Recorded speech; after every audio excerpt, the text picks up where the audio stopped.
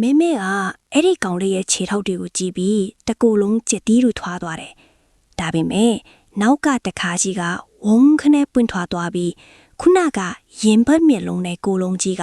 အခန်းထဲကိုကျူးကျော်ဝင်ရောက်လာပြီလေ။မကြောက်နဲ့ငါကမင်းကိုကူညီမဲ့သူပါမြန်မြန်လို့အဲ့ဒီကောင်လေးကအော်ပြောပြီးမင်းရဲ့လက်ကိုဆွဲလိုက်တယ်။ထူးဆန်းတာကအဲ့ဒီကောင်လေးရဲ့လက်ဟာအေးဆက်မနေပဲနှွေးထွေးနေတာပဲ။သူတို့နဲ့ရောက်ပြတင်ပေါက်ကနေခုန်ချပြီးရွာပြင်ကိုဦးတည်ပြီးအစွမ်းကုန်ပြေးကြတော့တယ်။ရွာလန်းတစ်ချောင်းမှာမင်းမြင်လိုက်ရတာတွေကတကယ့်နရေခမ်းပဲဗျာ။အိမ်တိုင်းရဲ့မှန်တွေထဲမှာလူမဟုတ်တဲ့အရေးမဲကြီးတွေကတခါးတွေကိုထူးရိုက်နေကြပြီးအပြင်လောကမှာတော့ရွာသားတွေဟာအိမ်မွေးချခံထားရတယ်လို့လမ်းပေါ်မှာတောင့်ကြီးရပ်နေကြတယ်။သူတို့ကအရေးတွေကိုအခိုးခံလိုက်ရတာ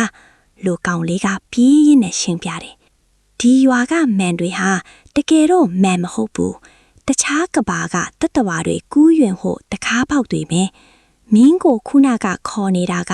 မင်းရဲ့အရေးကိုစားချင်တဲ့ကောင်ပဲ။ရွာအထွတ်နယ်နီးမိတ်ရောက်ခါနေမှာပဲရှေ့ကနေအဖွားအိုကလမ်းကိုပိတ်ရလိုက်တယ်။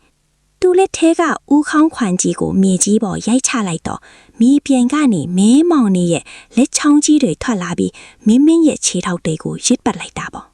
မတော်ရဘူးမင်းရဲ့အရေးကိုဒီမှာထားခဲ့ရမယ်အဖွားအိုကအော်ပြောလိုက်တယ်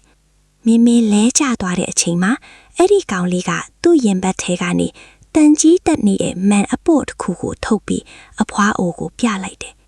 အဖွားအိုဟာမန်ထဲကသူ့ကိုယ်သူမြင်လိုက်ရတဲ့အချိန်မှာပဲစူးစူးဝါးဝါအော်ဟစ်ပြီးလေထဲမှာဖုံမွန့်တွေလိုပျောက်ကွယ်သွားတော့တာပဲမြန်မိုးလင်းတော့မယ်သူတို့နှစ်ယောက်ရွာပြင်ကတောင်ကုန်းပေါ်ကိုရောက်သွားတဲ့အချိန်မှာပဲအရှိဘက်ကနေနေရောင်ခြည်ကဖျားထွက်လာတယ်မင်းမောဟိုင်နေရင်းနဲ့နောက်ကိုလှည့်ကြည့်လိုက်တော့ကြောက်ပန်းရွာဆိုလားမရှိတော့ဘူး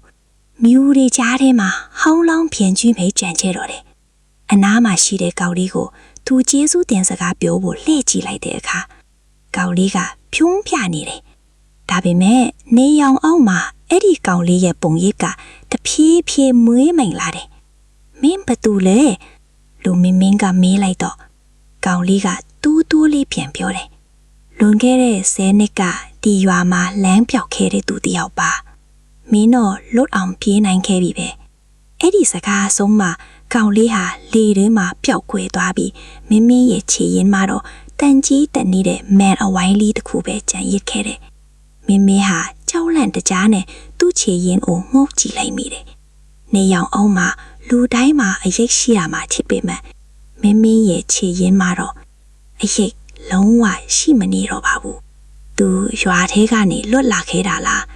ဒါမှမဟုတ်သူ့ရဲ့တစိတ်တပိုင်းကိုအဲ့ဒီမှာထားခဲ့ရတာလားဆိုတာသူ့ကိုယ်လိုက်လဲမဝေခွဲနိုင်တော့ပဲတောင်အောက်ကိုတယောက်ထဲဆင်းလာခဲ့ပါတော့တယ်ပုံပြင်လေးကတော့ဒီမှာတင်ပြီးသွားပါပြီ